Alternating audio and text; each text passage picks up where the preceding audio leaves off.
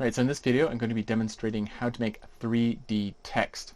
So I'm going to place my cursor here, hit Shift A to bring up Add menu, Add text. You can see it's outlined there, so I'm going to bring it to me a little bit. I'm going to rotate it around the X axis, bring it up there.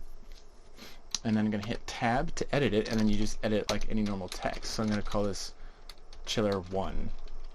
And then if I go into the fonts menu over here, I have a few different options. I'm going to leave the offset at 0. I'm going to change extrude to, I'm going to change extrude to something non-zero, and you can see what it's doing here.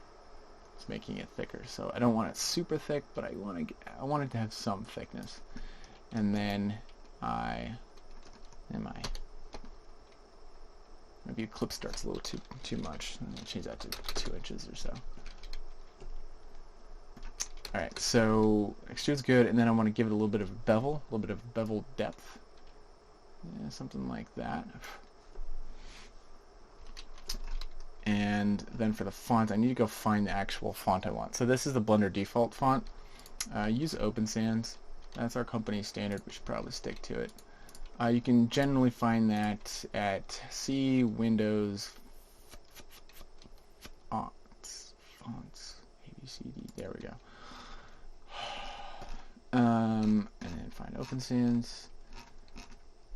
There we go. Open Sans regular is fine. Cool. And then change the paragraph alignment to center. And let's get that line over there, and render back again. So we'd like generally it looks nicer for the text material to be black. We'll do that, but that's not a rule. You know, if it looks better for it to be white, that's fine. We'll create a new material, call it 3D text matte, and we'll make it a little rough. We'll make it black. So it's kind of like this black shiny text, which is kind of cool. Deselect everything. Cool. So that's pretty much it. You know, so you can take this and duplicate it, Shift D, move it over here. Call that Chiller 2, and move this guy here, Chiller 3. So now I've gone back to the camera view. My laptop is about to take off. It's hot here. So you can kind of see as it comes around, you can see the labels for it. Like, oh, that's a chiller. That's Chiller 3, 2, 1. So that's nice. So you could go around and do add labels to as many things as you think is appropriate. So you could add it to equipment, you could add it to pipes, and things like that. Don't go overboard. Only add labels to things that it makes sense. You know, so like, for example, this blue pipe.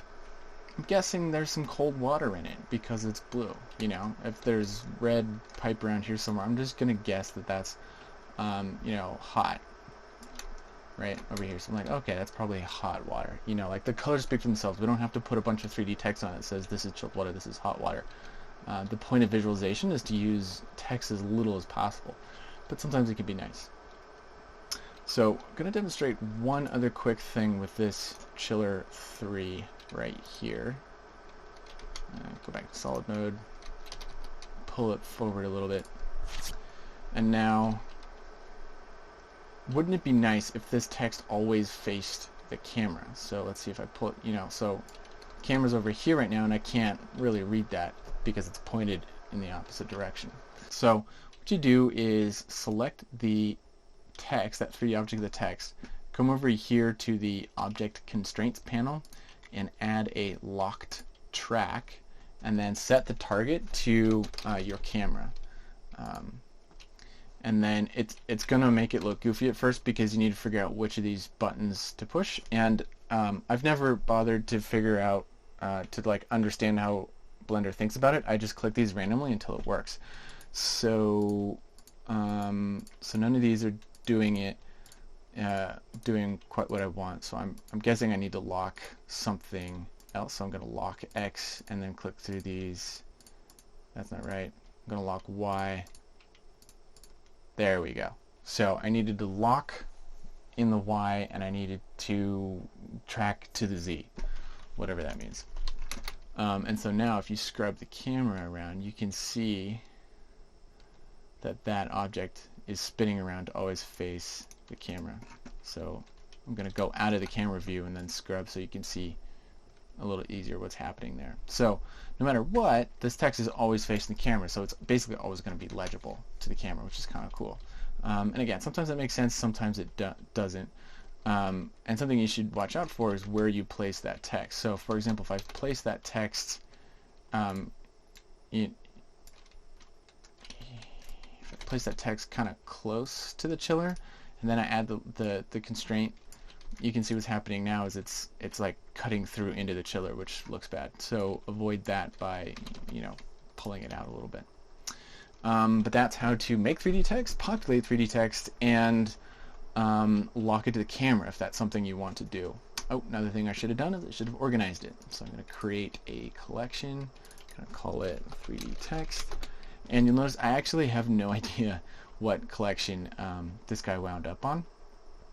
I can find out by going here to the object menu, collections. It says okay, it's on structural, which I don't want it on structural.